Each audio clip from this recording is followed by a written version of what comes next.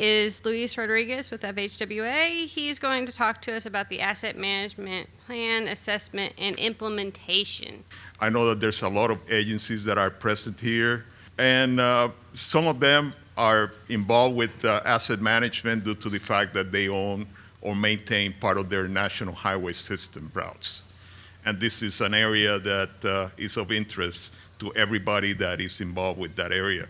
Again, so my challenge is to be entertaining, to be informative, to provide you with the information that will be useful to you. Hopefully, some of the information that I will share with you also you will see your role on this, okay? We're looking at asset management from a big picture type approach, but there's a lot of little details that are part of this process. And I hope that when I share the information that I have for you, that you will be able to see, oh, we do some things that may help this agency meet this requirement that is part of the regulation. And unfortunately, this is the last presentation that deals with regulation. That is one of the driest subjects that you can deal with, especially on a conference, okay? Especially when it comes from a Fed. My goal is to give you some definitions.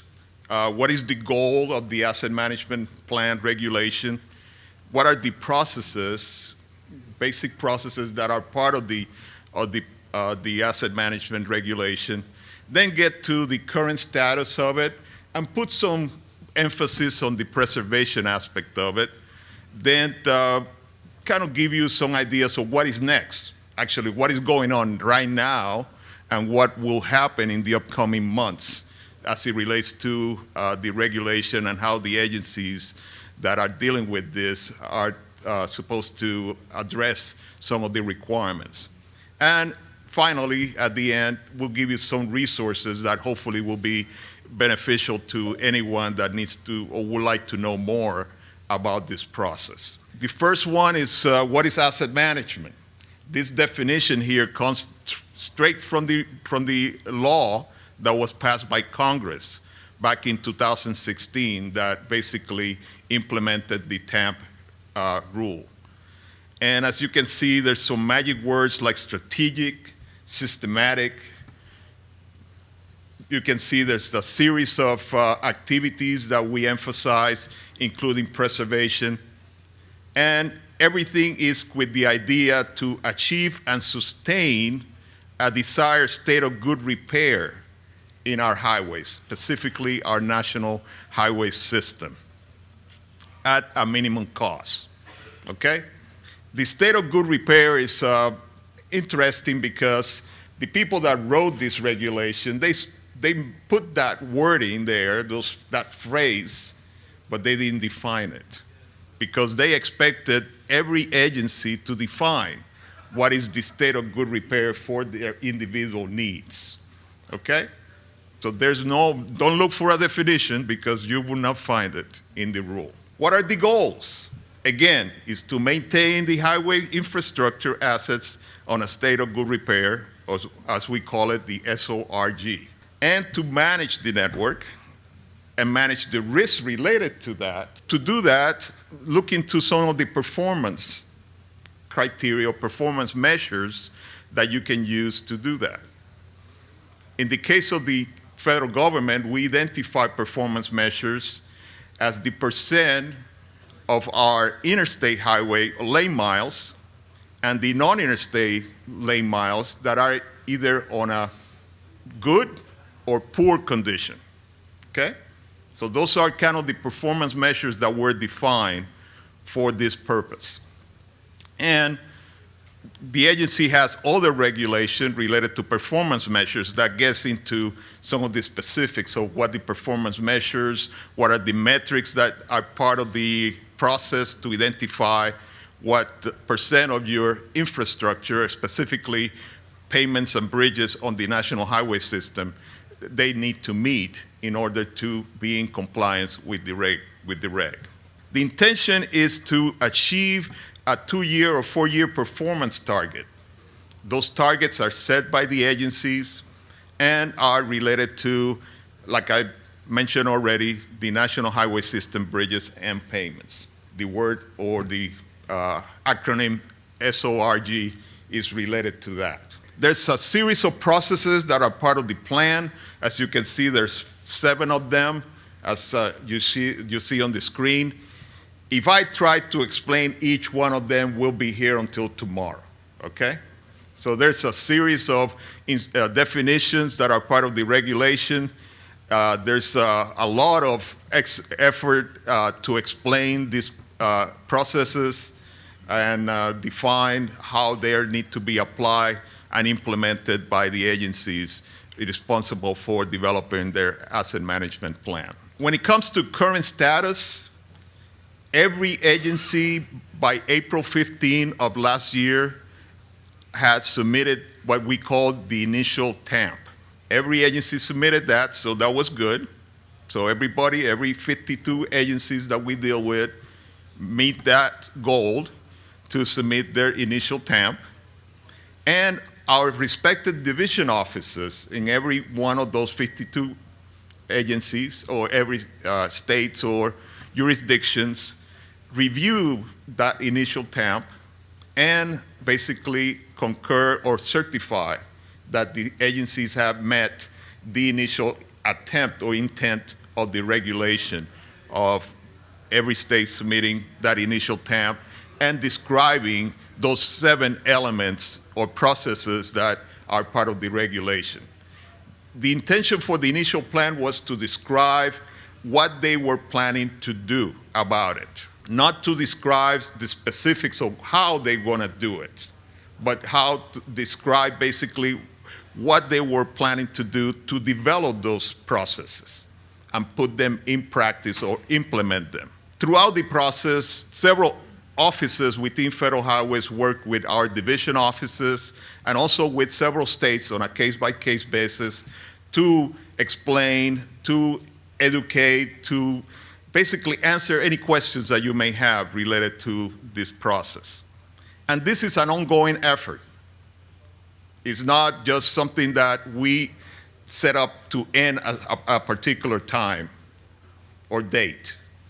We are continuing educating and continuing working with the states and our division offices to help them with this entire process.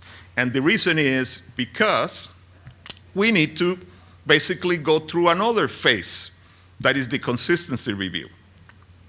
One thing that I did when I was looking at the initial TAMPs, specifically for the states that are here in the Southeast, I was looking for signs that they have some type of preservation strategy incorporated into their TAMP. And I found that almost all of them do.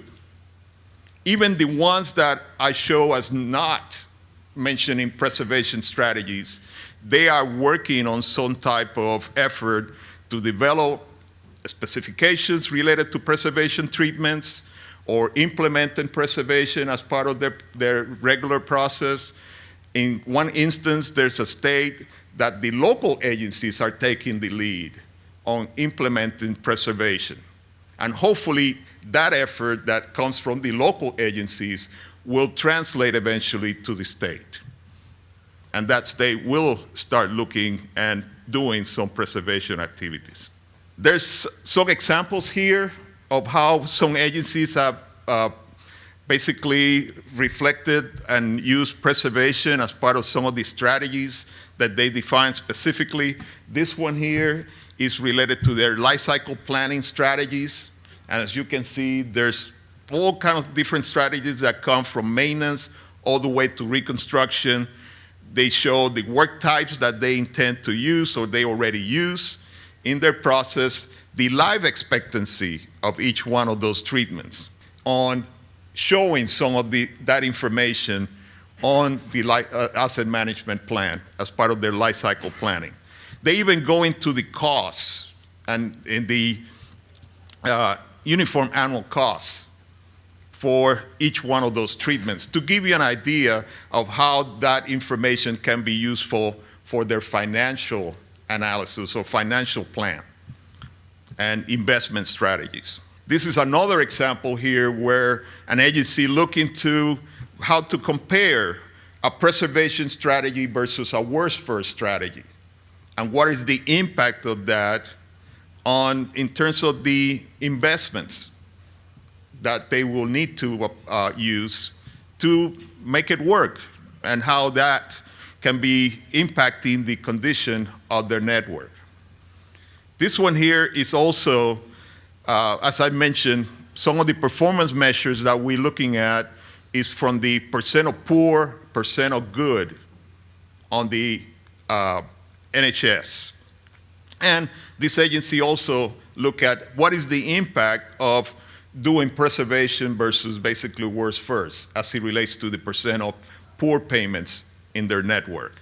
So again, those are things that we expect to see on an asset management plan, and also reflects what types of capabilities every agency should have as part of their management systems, their financial systems, whatever system they use, to kind of get a sense of what is the impact of your decisions in the long term. Okay, so what is next? Actually, what is going on right now, actually? The agencies are basically gearing up to submit, no later than June 30th, a current state-approved, fully compliant, what we call final TAMP. Okay, so what is the difference between an initial TAMP and the final TAMP? The final TAMP, we expect to see what is the agency actually doing, what they expect to do, what are the plans, the life cycle planning that they intend to use, what is already some of the information that they've been able to generate to answer some of those questions, what is the financial plan that they plan to use, all those different elements of processes that I showed just a few seconds ago. Those are some of the things that they need to start showing us that they're actually doing it and they're actually implementing them. They will submit that before June 30th. Some agencies already submitted their final TAMP for our review and evaluation for compliance. Federal highways will conduct annual determination consistencies using a developed asset management compliance determination guidance. And matter of fact, I have a copy of that guidance here, and a little bit later, I will show you where you can find this also online. So that's something that is already available for anyone that would like to see that compliance determination guidance. So after the agencies submit that, Federal Highways will have until August 31st to actually evaluate the consistency of that TAMP. That TAMP, as you can see here on the screen, is not something that will be a one-time thing. So August 31st of this year will be the first opportunity for Federal Highways to identify if those final TAMPs are in compliance. But after that, every year on July 31st, we'll need to do the same thing all over again. So it's an ongoing activity. Federal Highways will notify the state if they're in compliance or not. And if they're not in compliance, Federal Highways had the responsibility to identify what is wrong with the TAMP and work with the state to fix whatever problems they perceive they have in their final TAMP. Okay? So in the event that the Federal Highways identifies some negative consistency, then the agencies will have 30 days, in this year's will be September 30th, to address the deficiencies or start basically sharing information with our division offices in terms of the actions that they're taking to meet the compliance, the determination of consistency with the reg. So the consistency determination elements are shown here. I would like to point out the ones that are in blue because I thought that they're the key to all this. First, need to be a plan should be developed for certified processes. The plan includes required contents that are in line with the regulation, and the state needs to demonstrate that they are implemented or they have implemented the plan. The consistency review, this one right here, is set up in this particular format. Very simple, basically 4 columns on a spreadsheet. Identify required elements, identify the elements or parts of the regulation that applies to the element that is identified. Then it has an area for the findings of the evaluation and any comments that we may have related to a specific element. This is just a very brief excerpt from the regulation, from the guidance that shows some of the typical questions and information that may be included or is already included in this guidance. So again, this is just a little piece of the document. One of the things that we look for when we are reviewing this type of documents is that agencies use their best available data. Okay, and there's all kind of different things that we are trying to do to identify what are the effective ways that agencies are capturing, managing, and using the data that they're supposed to follow for this process. Obviously, the management systems play an important role on this whole process.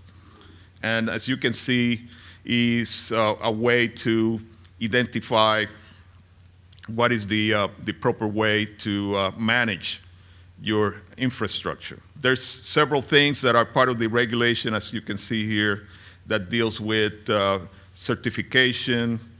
If for some reason the agency doesn't have an operational management system, either for bridges or payments, what the agencies are doing, we will expect the agencies to identify what they are doing to have an operational bridge or payment management systems. Talking about management systems, the regulation identifies some minimum standards that each one of these management systems should have. And these are basically the 7 standards that are defined by the regulation under 23 CFR 515.17. In addition to that, we look for consistency in terms of the process and look for working from the TAMP towards developing what we call the statewide transportation improvement program, or better known as STIP. So the TAMP needs to be the driving force towards the development of the STIP. And there's information on the STIP that can be used by the TAMP, but the STIP will not control what is in it, in the TAMP. Okay? That's the key that we are looking for. The TAMP, in simple words, is the driving force behind the whole process. And when it comes to implementation, basically the 3 things that I want to focus is on the implementation. The state needs to show that they have a process that is current, that is documented, and is verifiable. So we'll be looking for signs of that happening in the process. There's some indications or information that the agency will be looking for. For example, looking for the last year or so of information in terms of the assignment of funding for different work activities that are defined by the regulation. And looking for documentation by the state, some type of narrative that explains the implementation of the regulation, and demonstrating how they're implementing it. So ideally, you're looking at the actual work activities versus the plan activities defined by the TAMP. This is an example. Actually, this is shown in the regulation, and it's also shown in some examples that we have seen from different states, where they show the different work activities, again, for the investment levels, what is included in the TAMP, and what is the actual assignment or allocation of funding for different work activities. So there's different things. They don't need to be perfect, okay? But they need to be signs that you are working towards developing a process that will direct how you invest your funding in different work activities. So there should be some reasonable consistency between the plan and actual investments. And these are some of the definitions of what the reasonable close consistency should be. Obviously, there's some situations that you may have, some incidents that may require you to invest some of your resources in things that you were not planning on doing. And there's a portion of the regulation that is called Part 667 that helps or it requires you to identify possible risk areas that may be related to some unforgiven or unplanned situations, like natural disasters, economic downturns, things of that nature. But the bottom line is that the regulation asks the agencies to identify those problems and identify what is the impact that may have on their plans and what are some of the solutions that they propose to do to overcome those problems. There's some penalties tie into this regulation, unfortunately. Beginning on October 1st of this year, and in each fiscal year after, if the state does not have developed and implement an asset management plan consistent with the requirements, the maximum federal share of the National Highway Performance Program projects and activities carried out by the state in a fiscal year shall be reduced to 65% for that fiscal year. So there's a significant downturn for any agency that may not meet this reg. And this is in the regulation. I'm not inventing it, I'm just reading it as it is. If you look at the regulation, that's basically what is in it, okay? When it comes to penalties. This other penalty was mostly applied to the initial TAMP. And as you can see, there's a dateline of 18 months after the effective date of the 23 U.S.C. 150, that it was the law that created the asset management plan requirement. The 18 months were due back in November of last year.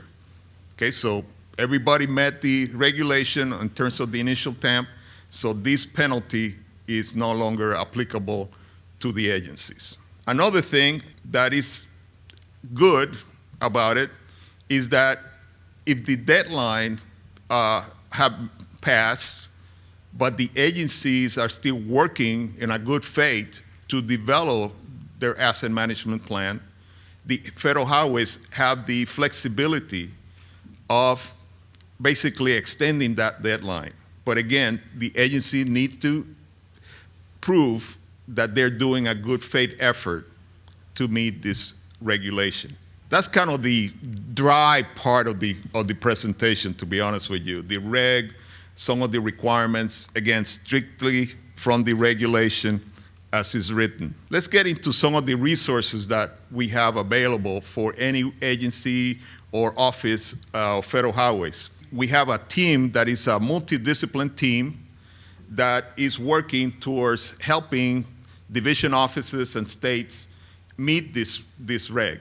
As you can see, there's people that are involved with asset management, folks that are involved with structures and payments. And all of us are working towards helping agencies meet the regulation, meet the deadlines that are set by the rule. In the southern part of the country, Mr. Vidya Mysore and Nat Coley are the key contacts for the southern states. But obviously, I'm also part of the team, so any of you that would like to or have any questions related to this regulation, you're welcome to contact me, and I have my contact information at the end of my presentation. Obviously, there's division liaisons in each one of our offices in the states, and they're typically either the planning engineer or planning person, the payments, or structural staff. There's a series of conferences, actually webinars and meetings that are hosted by federal highways. There's webinars that are conducted on almost 3 months. Every 3 months we have some type of webinar that explain some of the processes or elements of the asset management plan. Just recently we have a series related to life cycle planning, risk management, and financial planning that was available to the states and to our division offices. There's a workshop that is available that emphasize teaching some of the 3 major areas of processes that are part of the REG, the life cycle planning, risk management, and financial planning process. And to get more information about that, you can contact Mr. Brian Bailon in the email that email address that you see here on the screen. In addition to that, there's a series of NHI training courses on this subject. Some of them are online, some of them are on-site, and they can be requested through our National Highway Institute. There's also some internet sites that you can go to and find a lot of this information that you see here on the screen. By the way, this is a copy of a question and answer series, basically 49. There's 49 answers to questions that are typically asked by different groups, and it's available also online. As I mentioned, the consistency determination guidance is also available online, and this is the link to find it. Our Transportation Performance Management Office basically is the office where the asset management effort resides in our headquarters office, and they have an internet site that have a lot of resources, and it has a series of presentations and webinars that they have recorded and posted on this site that are really valuable. I have been able to see some of them, and they're well prepared, well organized. Also, AASHTO and TRB has a series of resources related to asset management, and as you can see, there's a committee, there's a portal that is available also, and there's some guidance that are also available through AASHTO. Any questions? I don't know if I met the challenge of being informative and entertaining, but